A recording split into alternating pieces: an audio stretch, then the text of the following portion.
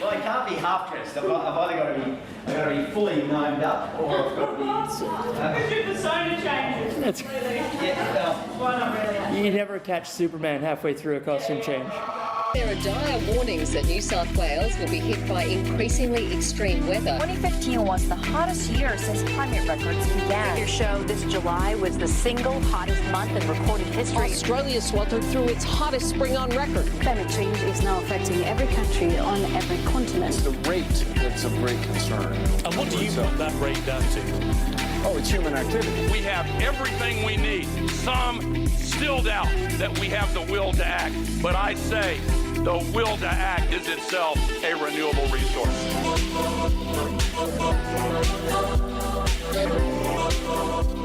I used to get stung a lot. Good shot.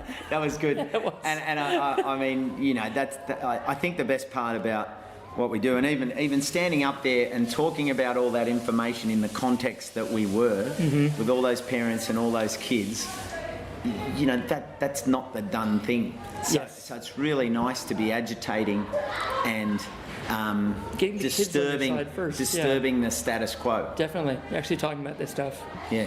That's really, really good.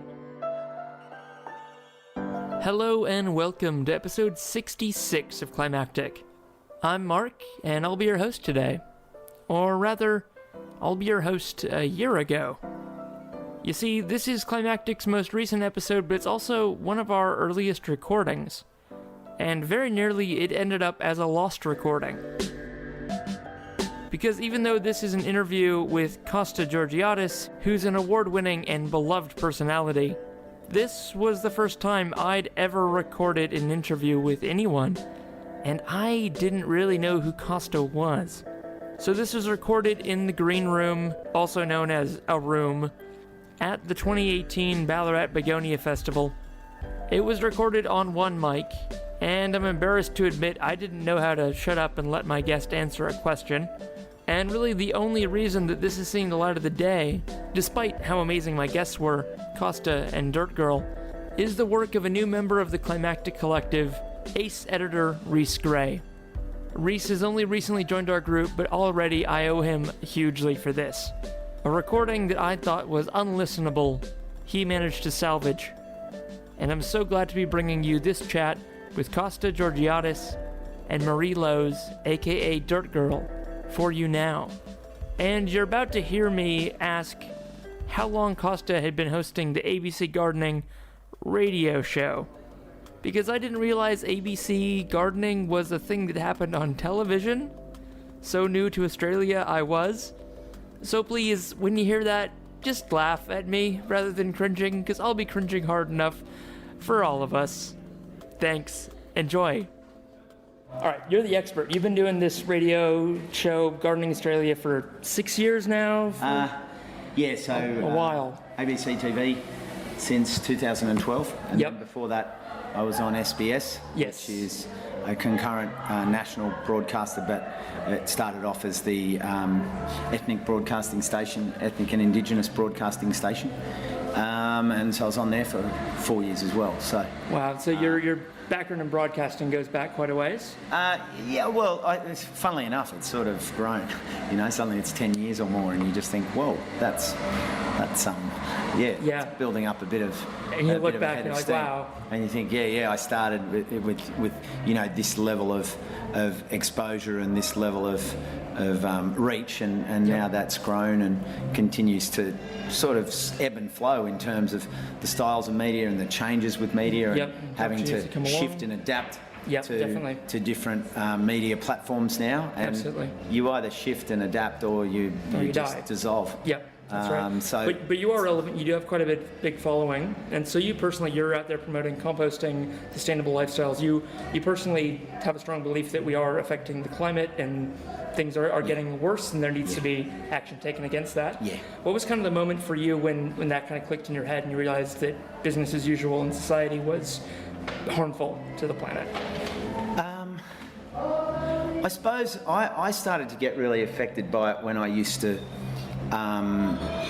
When I was working in landscaping, and you'd go to the tip to take your green waste, and you would see truck after truck after truck coming in off the morning suburban run, Yes. and tipping their loads into a subsurface hopper where there was a truck underneath. That's right. And you would see what was coming in there. And when you put that into context and say that's happening every day, hundreds and hundreds of trucks, and then I'd see those trucks driving off to landfill west of the Great Divide because we don't have any more space. Yes. And out to Orange and, you know, out to these other places.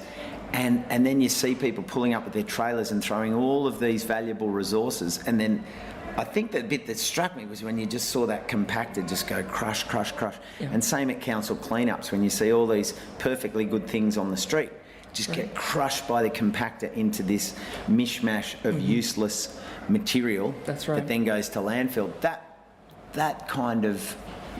It's a gradual kind of process, but those are the things you that remember. reality struck me, and it made it very aware in my consciousness that we need to do something better here. Very good. And that, you know, just recycling green waste is, you know, when all that's happening, Yes. you know, I'm pushing up a short creek there. Yeah, because it's in the a drop in meantime, the bucket, the river is just flowing every day, and that's one waste transfer station, and there's 6 of them in Sydney. Yes. So 6 of those every day, churning that volume of material. That you can't go to sleep and just go, That's right. it doesn't matter. No. And so, you know, in my capacity now as an environmental educator, outside of the show, but with the show as well, being able to put these messages out there. And the good thing about gardening is that it is very much a Trojan horse. Yes. Everyone has an angle on gardening, even if they're not a gardener. You know, they'll have a story about a plant, or they'll have a story about a bird, or have a story about their chickens when they were young, or their grandparents taught them this, or their parents taught them that. Yeah. So when I think about that, I realise that we have a hook into everyone. Absolutely. And the more conscious we are of the way we tell those stories, then the less we offend people with a zealot approach. Definitely. And the more you can just expose them with a practical, solutions-based way, rather than just, you know, I mean, there's massive messages been going out from the on the impacts, on the realities of the change.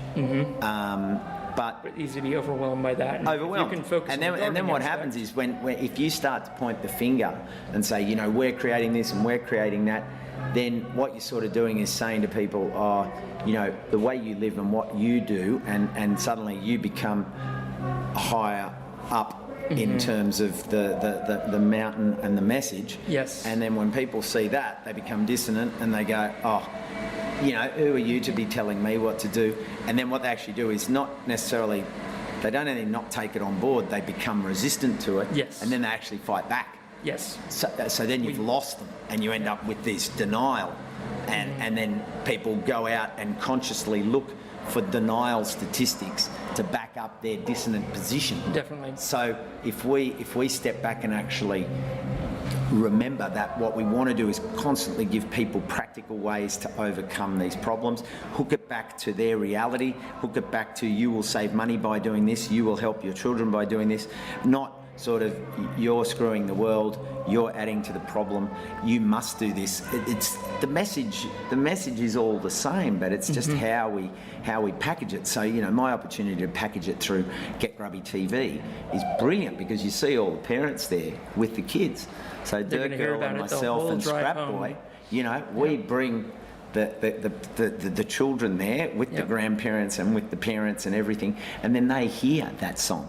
You know, even one of our organisers here, you know, I walked in this morning and she was saying, you know, hanging in the backyard, doing nothing too hard. So that song We farm earworms. Yeah. And if we can farm earworms through our music, then that goes into the adults, it goes into the kids, and they start doing what they're singing, even if they don't necessarily fully understand what those lyrics are. So, right. you know, when Huey Eustace, who wrote the song Get Down, Get Dirty, you know, I go into a rap and I say, turn off that screen, get yourself unclean. There's a whole new paradigm and you don't need a neon sign. Embrace a change, make a shift. It's time for everyone to lift, so spread the word, make some noise. All the mums and dads, all the girls and boys. You listen to that, and that message is through.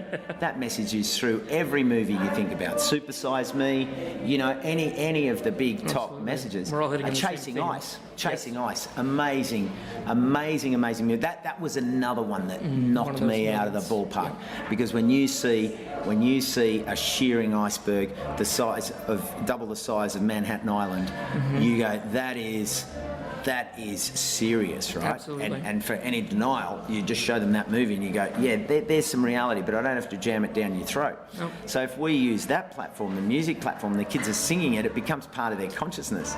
So they actually support it without even realising, but the parents have got the earworm in their head. And so if they start... And the kid in their ear as well, telling them, you know, turn off that screen. You know, we know the stats. We know that, you know, we need to get kids outside and get them involved with you know, more green time, less screen time, all of those. But if you can put in a song, and then the kids are tapping away that in their head when they go outside and they go into the garden because we've just played Rod or Not, and then they know, and then we can get people not having liners in their bins because they're not putting the food scraps in there. They can leave the bin lid open and have a look at what goes in there. You know, that's more valuable than anything else, because we have to change from the suburbs back. Yes. Because that's where the consciousness and the consumption consciousness is grown. That's right. So we either That's where all grow the a different consumer power one is with as the well. families, or grow the same. Yes. And that's where that opportunity to change is, Yep. you know, in a media sense, Very is brilliant, because that message, you know, I'm going to go out and talk now to people about grow and water and the role of water, and how I can thread that water back through bird watching. I can thread it into biodiversity. I can thread that message into bonsai. I can thread it into cacti and succulents, and getting involved with a society like that and firing them up. I say to kids when I'm talking to high school kids, there's not a topic in the newspaper that you couldn't tie back to sustainability, attitude and change. Absolutely. And that could be anything from a political topic to a sport topic or whatever. There's a message in there. And yeah, I think the biggest thing we can do is tell stories with an edge and a slant and a freshness that engages, that entertains, but most of all informs.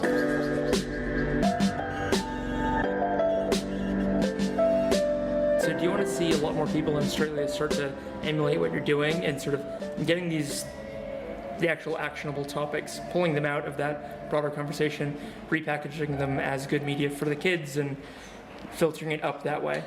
You know, Paul and Laverne from Grampian Central West, I mean, that's what they're doing with their superhero resource program. smart schools and all of the different things, whether it's having a repair cafe or whether it's boomerang bags, you know, rather than just keep saying to people, stop using plastic bags, stop using plastic bags. People are sick of being bombarded. They're overwhelmed with information. Any information we share can't be just another brick in the wall, because they're just over it. They're bombarded. We get, you know, there's media coming at us everywhere on our tablets, on our phones, on the bus. You go to fuel and there's a TV there jamming showing stuff down your gob. You go to a restaurant, the TVs are on. Like, our biggest challenge is not that people don't know this stuff, it's how to get their attention.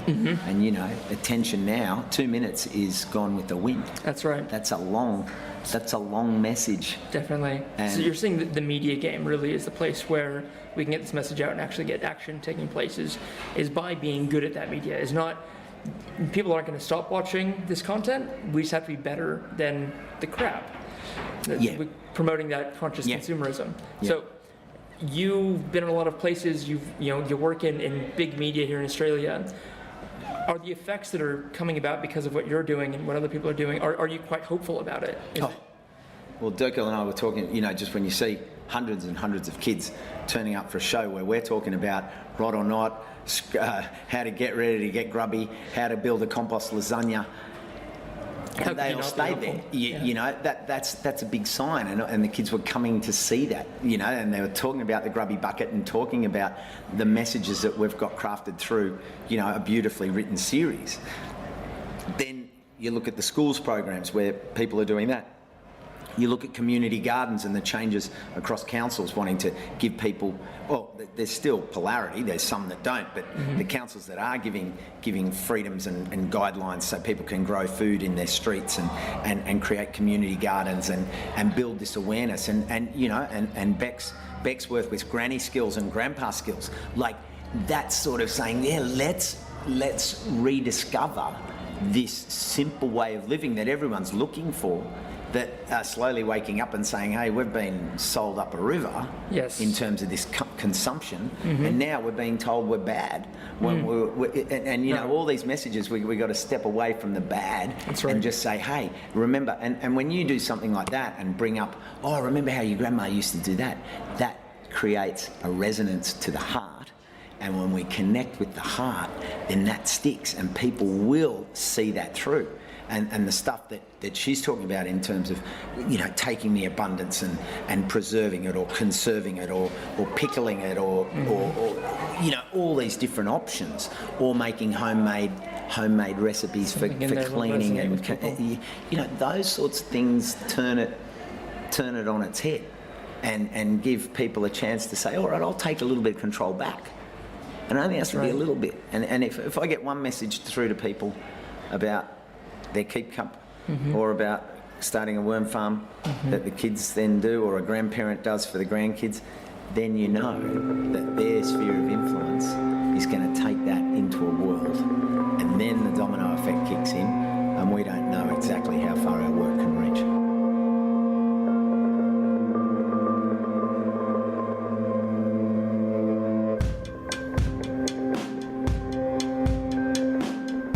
You can become a Climactic supporter at our pausable link in the show notes. Thank you. Because, I don't know, we reuse, we recycle, especially Scrapboy, he loves doing that. We use old stuff and make new stuff out of it, turn trash into treasure. I grow my own food. We go to the markets and buy fresh produce. I have a farm gate stall. It's just, it's how we roll. It almost just sounds like 1930s Australia. Like, it's not even that much of a fiction. Like, it just sounds crazy to us now. Yeah, that's why meeting Beck from Granny Skills is really cool, because, it makes so much sense to me. It's a lot of crossover in that space. Totally. And just like, oh, my superhero was my Nan. Yeah. And just like, oh, I had to make one. So how about Dirt Girl's Nan? Did she teach her these things? Are these passed down in this? Yeah, I guess... Well, you know, it's a funny thing. We don't really have elders in Dirt Girl world, which does sound a bit sad when you think about egalitarian. Just everyone's equal. Yeah. Fair enough. We kind of, it's a bit of an amazing thing. We don't really age either. We just sort of an age, So, but I learn a lot from my friends, you know. Scrapboy's always teaching me things, and Costa's always teaching me things. My girl band, I have an old girl band, and I learn from them. And we just sort of explore together and learn through each other, I guess. And very good. Yeah, definitely about sharing information and knowledge, and So what makes Dirt Girl the happiest when she sees kids doing something positive? Well, getting grubby. Yes. Definitely.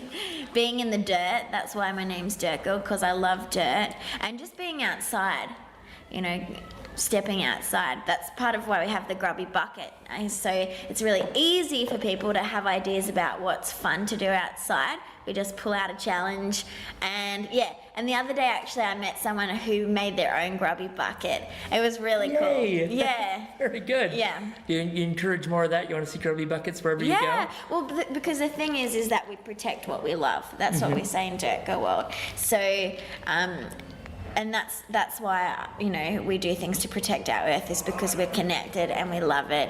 And we also like the idea of connecting and understanding, and then doing. That's when you act. So, yeah. So, Whenever you see kids acting on this stuff, it makes Dirt Girl very happy. absolutely. Good. Yeah. And that's the thing. If you connect and you have fun and you play, then you just naturally want to protect it. You know? Definitely. Nature first is second nature. Yeah. Nature first is second nature. That's Yeah. really good. Yeah. Very nice.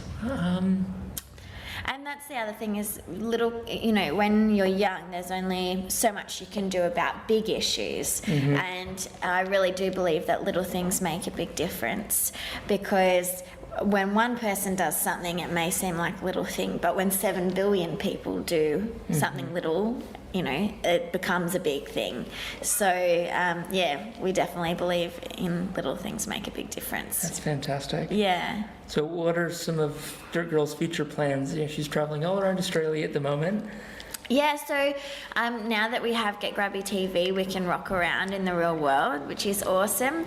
And we actually are working on a project around plastic bags. Perfect. Yeah, which have become a really big issue. Along with climate change, we have a big plastic problem on the planet. Plastic hasn't been around for that long. Not at all. And it's become a really big problem really quickly. And so we're working on a plastic bag project. And we also have been up in the northern parts of Australia, hanging out with Indigenous rangers and finding out how they care for country. Excellent. Because they're traditional owners of the land, it's their land, and they come from years and years and years of knowledge and understanding, so who better to protect it?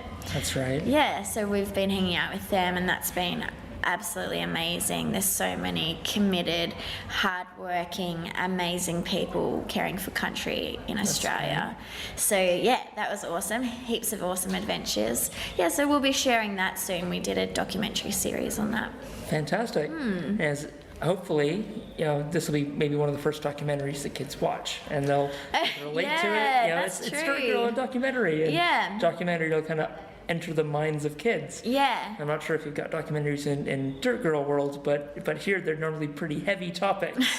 And Yeah. it's great to get maybe kids into that type of thing from an early age. Yeah, well, this was probably targeted towards families, Yes. so the whole family, because some of it ties into biosecurity as well as caring for country. So it's definitely aimed at getting communities, interested in this stuff, because it's their community, it's their area, and it's their country. That's right. That they're caring for. So it'll be interesting to see how communities take it. Yeah, and where it goes. Yeah. That's really cool. Yeah. Dirt Girl, I really like that you make things so accessible for kids, but you don't dumb it down so much. Kids are super smart. They really are. Yeah. I'm fully expecting some little kid, when I go back out to the Begonia Festival in a few minutes, to run up to me like, I learned from Dirt Girl about biosecurity. Like the vocabulary. It's amazing how much. Yeah, that's the thing. No, we don't. We just use the words, especially in science. Science is full of cool words. Absolutely. And once you've connected it with an idea and what it means, then you usually, we all forget sometimes, but it's great to learn cool words and the proper names for things. Absolutely. Yeah, I love words. I'm a big word person. But yeah, the thing is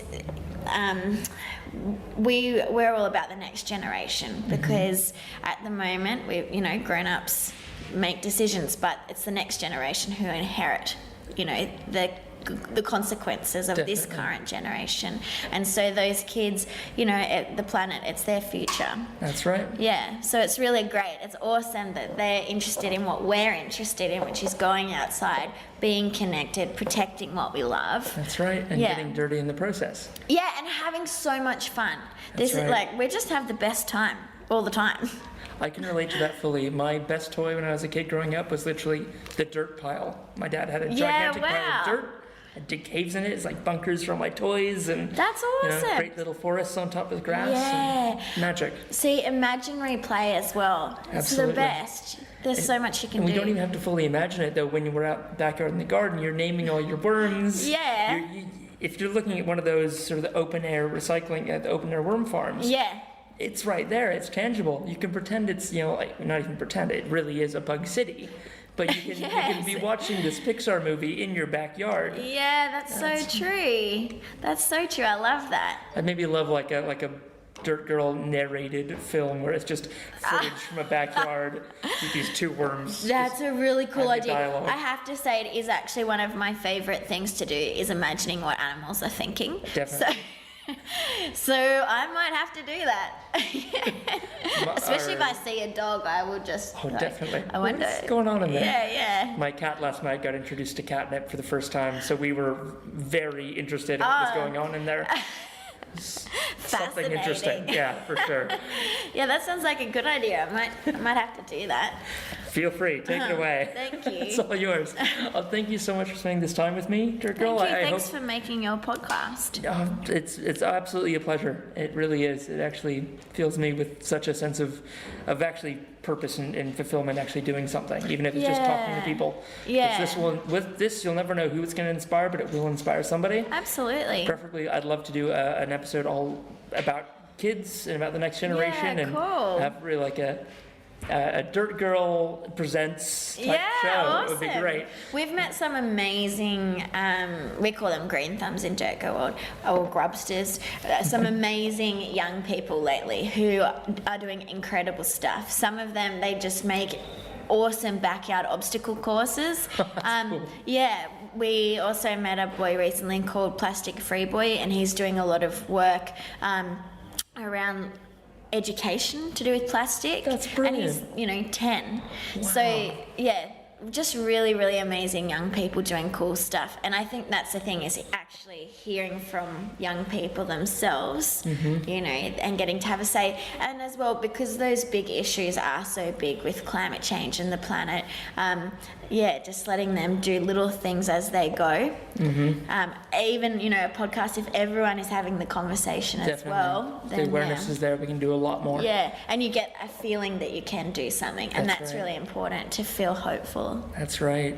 Well, props to Plastic Free Boy. Yeah. I guess with kids, it's amazing because, older people, we grow up in society and then we think, if something in that society was wrong, I feel guilty about it, or like I've done the wrong thing for so long. And I also feel like society is so big, what can I do to change it? But if you get in front of a kid and sort of say, here's the right way to do things, and they can see it, they see the worm farm, they're like, this is nature. I go out in nature and everything makes sense and all fits together. Yeah. As soon as they see what the right way should be, the way society tells them to do it makes no sense at all.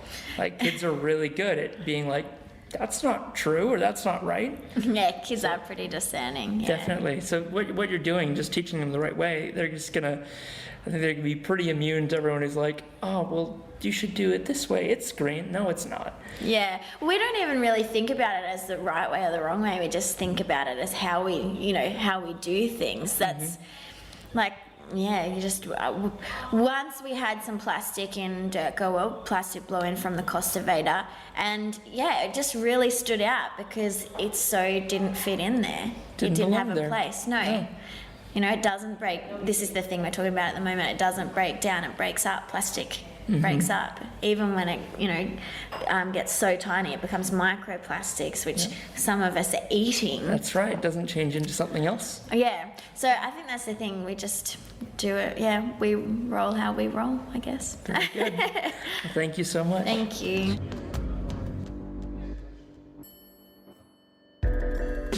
Well, what amazingly gracious people they both were. Thank you so much, Costa, Maree, for really putting up with me. In hindsight, boy, I learned a lot. I think I've gotten better since then. At least one can only hope.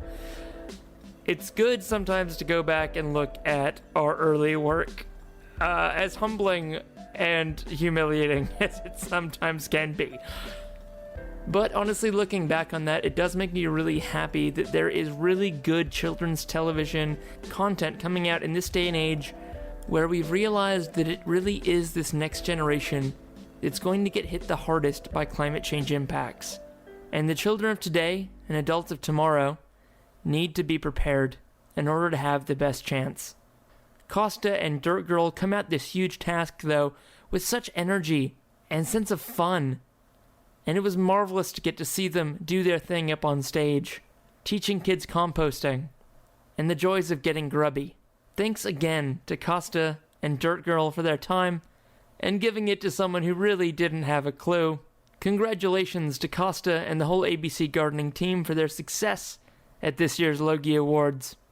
And if you want to hear more from someone who sounds suspiciously like Dirt Girl, tune in for next week's episode with Rebecca Sullivan, Damien Coulthard, and Maree Lowe's. Thanks and have a great week. And remember, if I can interview Costa, anyone can.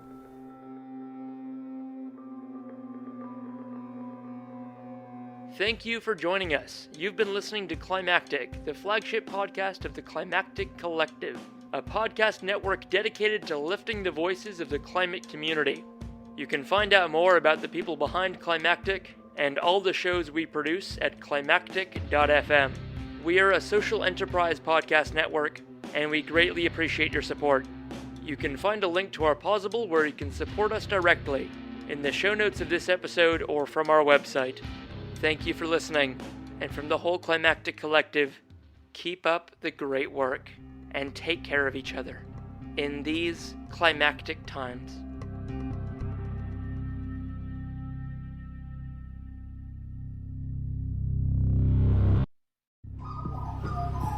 The Climactic Collective.